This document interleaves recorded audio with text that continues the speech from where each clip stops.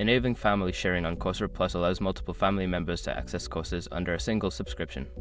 Follow these steps to set it up easily. Step 1. Sign into your account.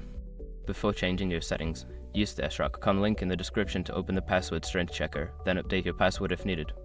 Step 2. Access account settings. Once logged in, navigate to your account settings.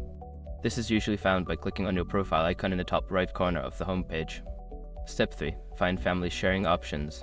In the account settings menu, look for the family sharing section. This option may be listed under subscription or sharing settings. Step 4. Add family members. Click on the option to add family members. You will need to enter the email addresses of the family members you want to share your subscription with. They will receive an invitation to join.